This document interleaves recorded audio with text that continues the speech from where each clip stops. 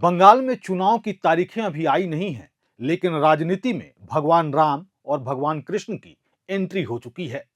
और ये एंट्री हुई है केंद्रीय गृह मंत्री अमित शाह के मायापुर यात्रा के बाद।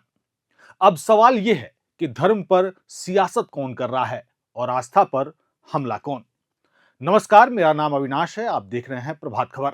दरअसल अमित शाह बुधवार को एक दिन के बंगाल दौरे पर थे और वो पहुंचे थे नदिया जिले के मायापुर में, जहां उन्होंने एक कार्यक्रम में हिस्सा लिया। ये वही मायापुर है जिसे चैतन्य महाप्रभु की धरती कहा जाता है। मंच से अमित शाह ने हरे कृष्ण कृष्ण कृष्ण हरे हरे महामंत्र का जाप किया। उसके बाद यहीं से शुरू हुआ पूरा राजनीतिक बवाल। अमित शाह के दिल्ली लौटते ही टीएमसी ने अपने आधिकारिक एक्स हैंडल से अमित शाह के भाषण का एक छोटा सा वीडियो पोस्ट कर दिया। वीडियो सिर्फ 21 सेकंड का था और इसी वीडियो को आधार बनाकर टीएमसी ने बीजेपी पर सीधा हमला बोल दिया। टीएमसी ने लिखा, क्या अब बीजेपी को भगवान राम का नाम लेने में भी दिक्कत हो रही है? टीएमसी का आरोप है कि मायापुर में अमित शाह ने महामंत्र की सिर्फ शुरुआती 2 लाइनें बोली।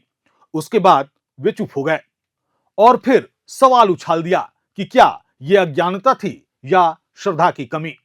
टीएमसी ने आगे कहा कि मायापुर चैतन्य महाप्रभु की भूमि है और उसी पवित्र धरती पर खड़े होकर अगर महामंत्र आधा अधूरा बोला जाए तो यह समझ की कमी भी हो सकती है।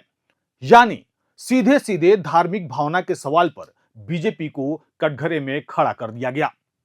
टीएमसी ने यहां तक कह दिया कि जो पार्टी खुद को हिंदू आस्था की सबसे बड़ी रक्षक बताती है, उसी पार्टी को भगवान राम का नाम लेने में झिझक क्यों हो रही है। अब इस हमले के बाद बीजेपी भी चुप नहीं बैठी। पश्चिम बंगाल बीजेपी के मीडिया प्रभारी विमल शंकर नंदा ने तीखी प्रतिक्रिया दी। उनका कहना है कि मायापुर भगवान कृष्ण की भूमि है और वहां जिस महामंत्र का जाप किया गया, हरे कृष्ण कृष्ण कृष्ण हरे हरे, उसमें राम भी हैं और कृष्ण भी।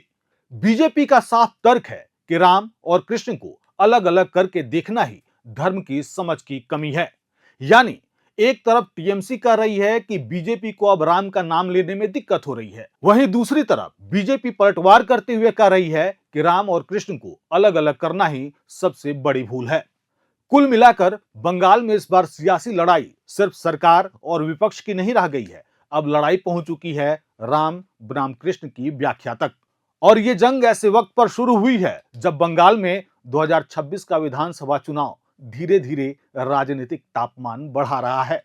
तो बंगाल चुनाव से जुड़ी हर अपडेट के लिए बने रहें हमारे साथ। आपका धन्यवाद।